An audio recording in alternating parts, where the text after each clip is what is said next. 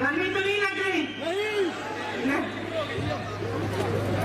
आज मौसम खराब था शिमला में, तो फिर एक समय में जो पायलट थे वो कह रहे थे कि शायद जाना उचित नहीं है।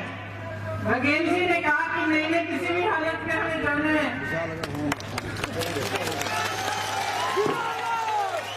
और मुझे आपकी फोटो दिखाई किसी ने कि आप सब यहाँ इंतजार कर रहे हैं, तो मैंने कहा कि हमें किसी भी हालत में कोशिश करनी चाहिए और आपके पास पहुँचना चाहिए।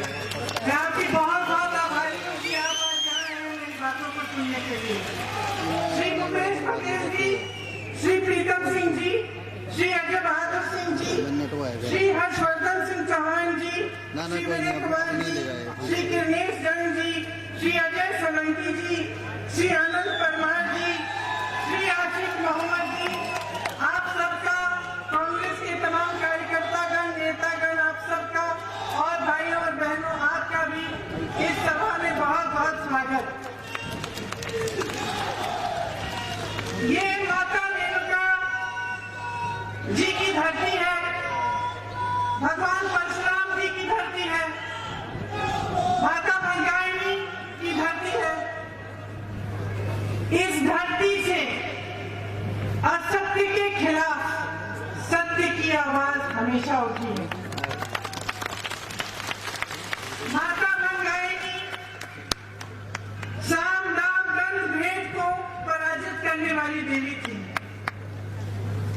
माता के आशीर्वाद से यही खासियत पूरे हिमाचल के लोगों की है। आज सिरमौर की जनता द्वारा मैं पूरे हिमाचल को संबोधित करना चाहती हूँ, आपसे अपील करना चाहती हूँ। चुनाव का आखिरी दिन है, 12 तारीख को आप वोट डालने जाएंगे। आपके पास, आपके सामने एक बड़ी चुनौती है। क्या चुनने जा रहे हैं? अपने आप से पूछिए। क्या सिर्फ आप 2 राजनीतिक दलों के बीच में चुनाव करने जा रहे हैं कि हम इनको चुनेंगे या उनको चुनेंगे, या आप अपने भविष्य के लिए अपना वोट डालने जा रहे हैं? जरा इस बात को आप ठीक से समझिए, क्योंकि इस मंच पर खड़े होकर आपसे कोई भी कुछ भी कह सकता है। आज मैं खड़ी हूं, मैं तमाम वादे कर सकती हूँ, कोई और आएगा वो भी कर सकता है। आजकल की राजनीति बहुत बदल चुकी है। एक समय में जब मेरी दादी जी इंदिरा जी होती थी, मेरे पिताजी होते थे, तो एक अलग राजनीति थी। यहाँ पे जो बुजुर्ग बैठे हैं, शायद जब घर पे बैठकर आप चर्चा करते हैं तो आप यही बात करते होंगे कि दुनिया कितनी बदल गई है, राजनीति कितनी बदल गई है और कैसे बदली। इस पर मैं 2 मिनट आपका समय लेना चाहती हूँ। देखिए, हमारे देश की जो राजनीति है उसका आधार कहाँ से बना, कहाँ से उसकी शुरुआत हुई, ये समझना बहुत जरूरी है। स्वतंत्रता संग्राम में जब महात्मा गांधी जी ने सत्य की बात की तो एक आध्यात्मिक आधार दिया इस देश की राजनीति को, और हमें गर्व होना चाहिए कि किसी और देश की राजनीति में इस तरह का आधार नहीं था।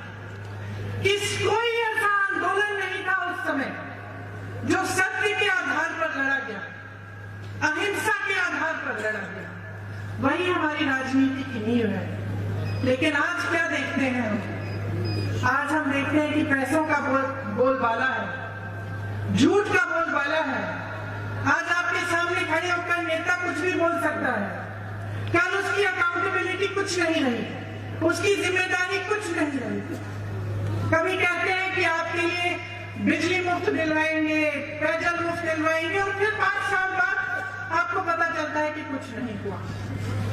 तो एक माहौल बन गया है, मीडियाबाजी बहुत होती है। आप टीवी चलाते हैं, इश्तिहार देखते हैं तो ऐसे लगता है कि तमाम काम हो चुके हैं आपके प्रदेश में, लेकिन असलियत कुछ और। तो आज आपके सामने खड़े हुए मैं आपसे ये आग्रह करना चाहती हूँ कि आप अपने अनुभव पर, अपनी परिस्थितियों के आधार पर अपना वोट दें, क्योंकि ये वोट आपका है।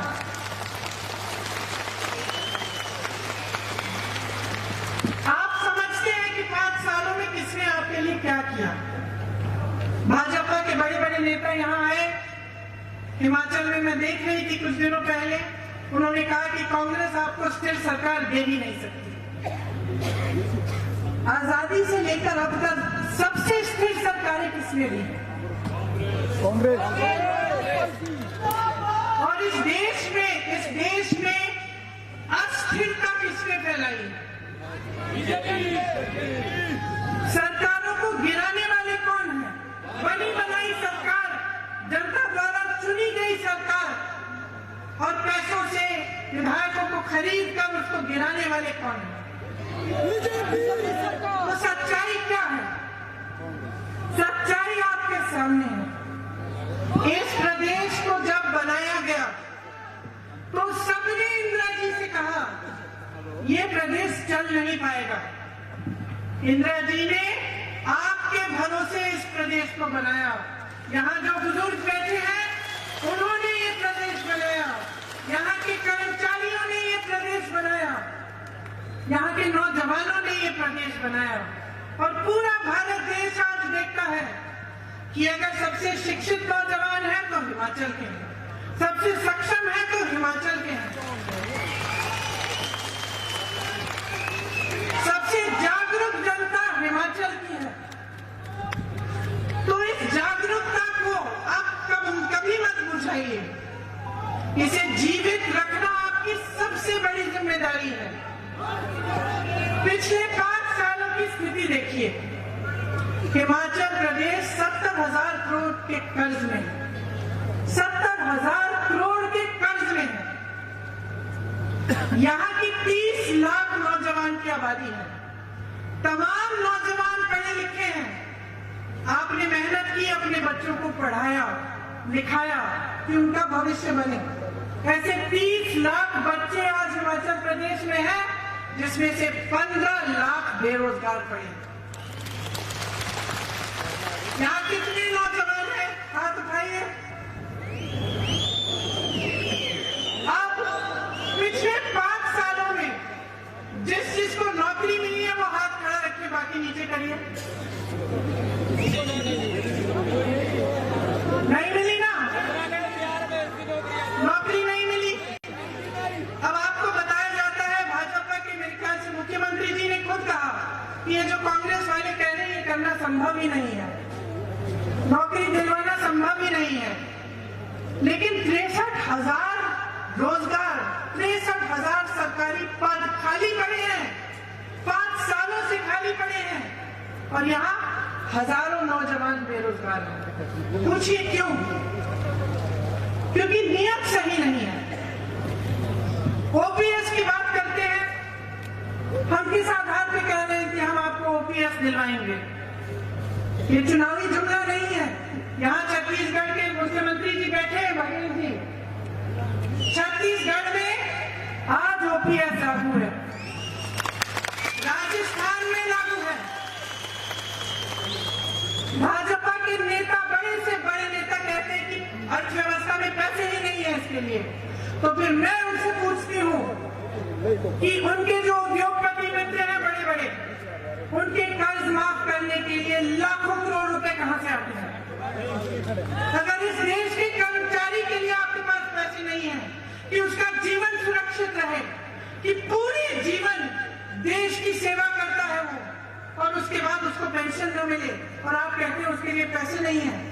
लेकिन बड़े बड़े उद्योगपतियों के पास, के लिए आपके पास पैसे हैं। तो मैं पूछना चाहती हूँ वो पैसे कहां से आते हैं? अगर इस देश के वासियों की जेब से नहीं आ रहे तो कहां से आ रहे हैं? इस सरकार ने आपकी नौकरियां छीनी है, आपका रोजगार छीना है, आपका पेंशन छीना है, महंगाई बढ़ाई है। महंगाई को घटाते थे, जब ये आए थे 5 साल पहले कहा था महंगाई घटाएंगे। आज सेब की पैकेजिंग के गत्तों पर भी जीएसटी लगा रखी है। आज आप गैस के सिलेंडर को खरीदने जाती हैं तो क्या करती हैं आप? कितना दे रही हैं आप गैस के सिलेंडर के लिए, बताइए? पहले कितना होता था 5 साल पहले? तो आपकी मदद क्यों नहीं हो रही है? क्योंकि इनकी नीयत ठीक नहीं है। तो पहचानिए। और मैं बड़ी बड़ी बातें नहीं करना चाहती, मैं सिर्फ यही कहना चाहती हूँ, अपने अनुभव पर उतरिए, जो आपने देखा है उसके आधार पर वोट डालिए।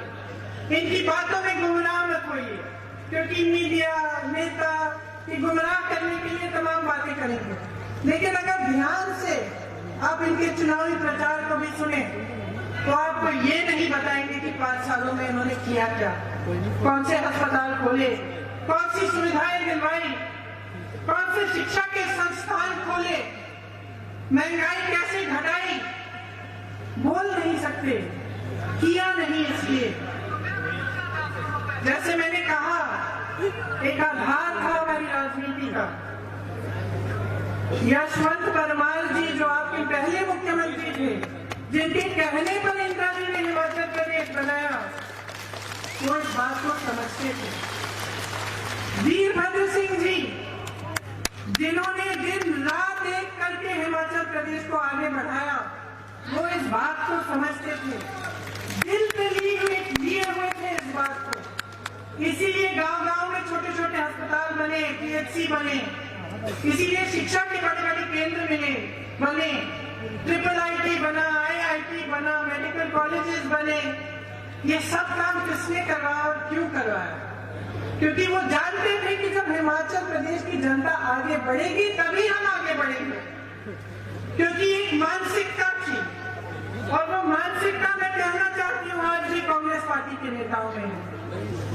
आज भी हम जानते हैं कि आपने हमें खड़ा किया है इस मंच पर, आपने खड़ा किया है, आपने बनाया है। जब आप यहाँ से मैं आ रही थी हेलीपैड से, आप सब खड़े थे रास्ते पे, इतने प्रेम से मुझसे मिले। मैं आपके चेहरे पे देख सकती हूँ कि आप मुझसे प्रेम करते हैं। क्यों करते हैं? मुझसे मिले तो नहीं है, पहली बार देख रहे हैं। क्यों करते हैं? क्योंकि मेरी दादी जी ने आपके साथ एक रिश्ता जोड़ा। उस रिश्ते को आज मैं निभा रही हूँ। क्या रिश्ता था? प्रेम का रिश्ता था, सेवा समर्पण का रिश्ता था। आपका इतना सुंदर प्रदेश है, मैं भी एक तरह से यहीं की निवासी हूँ, और पेंशन मिले ना मिले रिटायर तो मैं यही होंगी।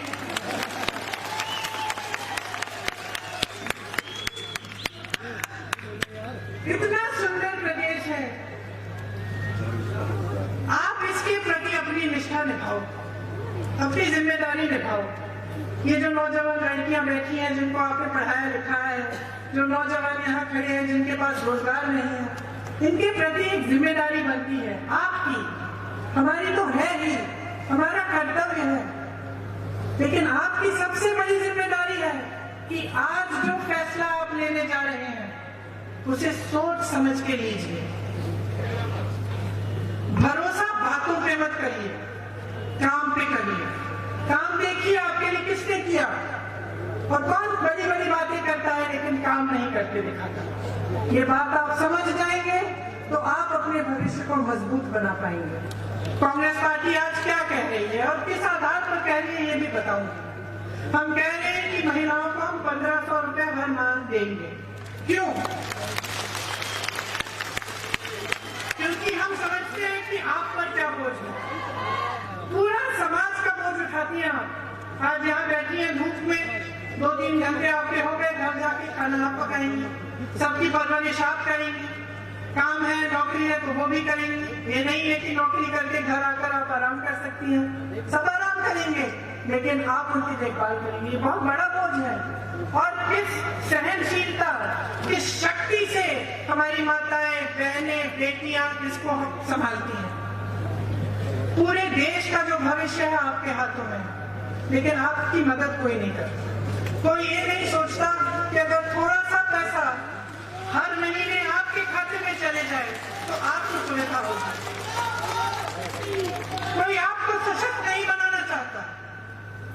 जब आपकी बात होती है तो कहते हैं हम सिलेंडर दे देंगे, एक मिल गया उसके बाद मिले न मिले हमारा प्रॉब्लम नहीं। कोई ये नहीं कहता कि अपने पैरों पे खड़े होने के लिए हम आपकी मदद करेंगे। कोई ये नहीं कहता कि आपके लिए हम खास रोजगार बनवाएंगे। कोई ये नहीं कहता कि हम खास महिलाओं को शिक्षित करेंगे, क्योंकि हमारा देश उनका है।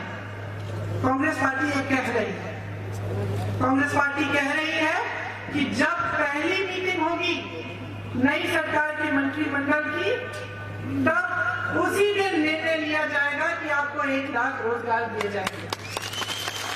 किसको? ये तमाम नौजवान चैनल जो यहाँ पे खड़े हैं, आपको, ये आपका हक है। कोई आपको दान नहीं दे रहा है, ये आपका हक है, इस हक को मांगो। हम ये भी कह रहे हैं कि पहली कैबिनेट की मीटिंग में ओपीएस पर निर्णय होगा, आपको ओपीएस मिलेगा, ये आपका हक है। आपने पूरे जीवन काम किया इस देश के लिए। हिमाचल प्रदेश को अगर किसी ने बनाया तो हिमाचल के कर्मचारियों ने बनाया। सबसे ज्यादा कर्मचारी देश में यही है, इस प्रदेश में। आपका सम्मान होना चाहिए, आपका आदर होना चाहिए। पैसे कहीं से भी निकालने पड़े, उनको निकाला जाना चाहिए आपके पैसे के लिए। काटे बड़े बड़े उद्योगपतियों के कर्ज को। यही सच्चाई है कि कांग्रेस पार्टी आपके लिए काम करना चाहती है। हमने निर्णय लिया है कि हर विधानसभा में कम से कम 4 पाठशालाएं बनाएंगे इंग्लिश मीडियम, ताकि शिक्षा को एक और शक्ति मिले आपके प्रदेश में। जो पीएससी है आज चल नहीं रहे हैं। आज की जो सरकार है पीएससी पड़े हुए हैं, वहां पे ठीक ढंग का इलाज नहीं होता। कोई बड़ी बीमारी होती है तो दूर दूर जाना पड़ता है।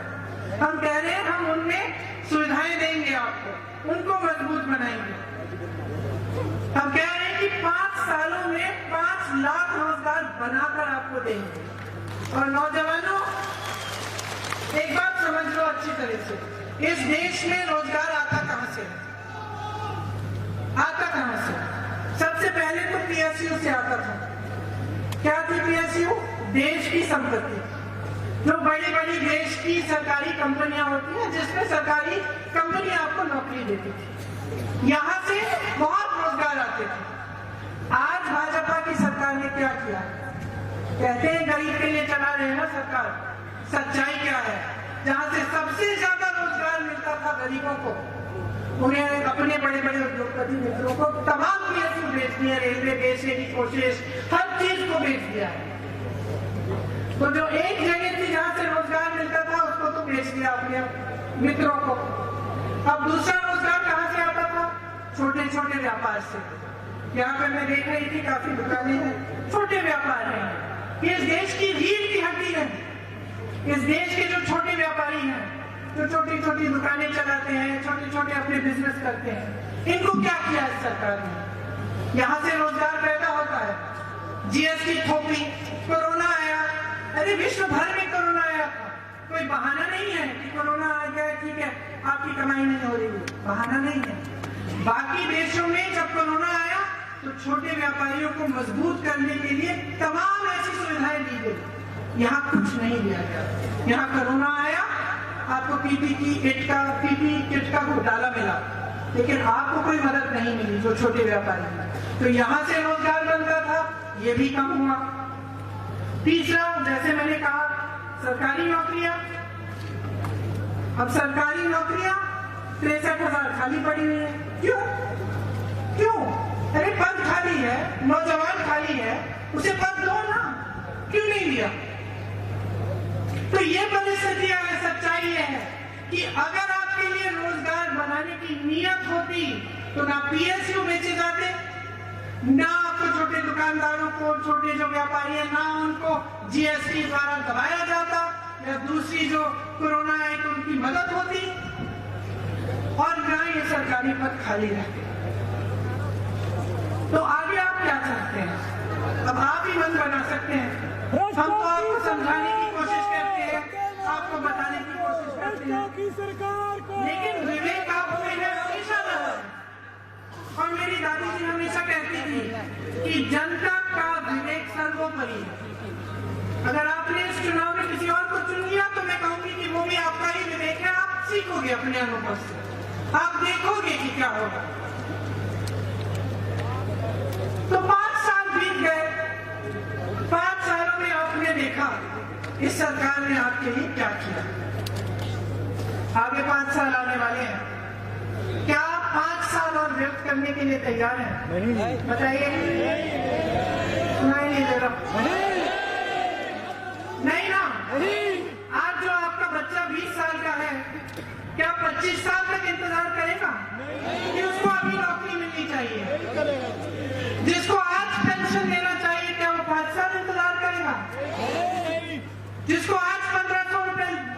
प्रतिमा मिलनी चाहिए, क्या वो 5 साल इंतजार करे? और इंतजार करके मिलना भी क्या है, जब खुद ही कह रहे हैं इनके मुख्यमंत्री कि कुछ नहीं हो सकता। कह रहे कि रोजगार नहीं दे, कांग्रेस पार्टी कह रही है रोजगार देगी, हो नहीं सकता। कांग्रेस पार्टी कह रही है पेंशन देगी, हो नहीं सकता। कांग्रेस पार्टी कह रही है कि महिलाओं को प्रतिमाह 1500 दे, हो नहीं सकता। तो भाई हो नहीं सकता तो तुम मुख्यमंत्री क्यों बनना चाहते हो? तो जयराम जी नया मुख्यमंत्री चुनो। अब देखिए कि मंच पे खड़े होकर आपको बताया जाता है कि आप अगर दवाई बदलेंगे तो आपका इलाज नहीं होगा, जैसे कि पूरा हिमाचल प्रदेश एक मरीज है। क्या मतलब है इसका? क्या मतलब है? फिजूल की बातें हैं। आप कहिए कि आपने 5 सालों में किया क्या? अगर किया है तो उस आधार पर जरूर वोट दीजिए, लेकिन किया ही नहीं ना, इसीलिए ऐसी बातें हो रही है मंच पर। तो आप सब कुछ समझते हैं, मैं जानती हूँ। आप अच्छी तरह से नेताओं की नीयत पहचानते हैं। आप अच्छी तरह से जानते हैं कि जो नेता हम लोगों को भ्रष्ट कहते हैं, उन्होंने पीपीई किट के घोटाले किए, उन्होंने पुलिस भर्ती के घोटाले किए, उन्होंने शिक्षक भर्ती के घोटाले किए। आप जानते हैं अच्छी तरह से। तो बस बातों में मत पड़िए। मैं फिर से कह रही हूँ, अपने अनुभव पे उतारिए। आपके लिए किसने किया है उसको पहचानिए। अपनी ऐसी सरकार बनाइए कि 5 सालों में आपके प्रदेश को पूरा देश देखकर कहे, हाँ देखो इन्होंने सही निर्णय लिया।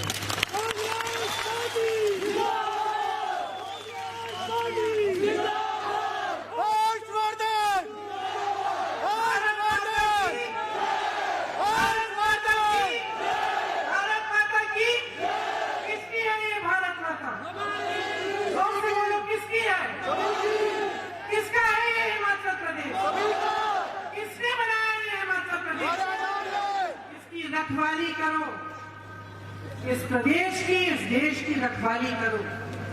आपकी जिम्मेदारी है, हमारी जिम्मेदारी है। मेरे परिवार के सदस्यों ने जान दिया इस देश के लिए, और मैं जानती हूँ कि हिमाचल प्रदेश के परिवार, हजारों परिवार हैं जिनके बच्चों ने भी कुर्बानी दी है इस देश के लिए। मैं जानती हूँ कि सरहद पे आप अपने बच्चों को भेजते हैं। हिमाचल प्रदेश के तमाम नौजवान आज सरहद पे खड़े हुए। तो ये हमारी जिम्मेदारी है उनके प्रति, आने वाली पीढ़ी के प्रति और अपने देश के प्रति। मैं जानती हूँ आपने बहुत ध्यान से मेरी बातें सुनी। आशा है कि आपके दिल में मेरी बात उतरी है और आप सोच समझ कर अपना वोट देंगे, अपने आप को मजबूत बनाएंगे, अपने बच्चों के भविष्य को मजबूत बनाएंगे। जय हिंद,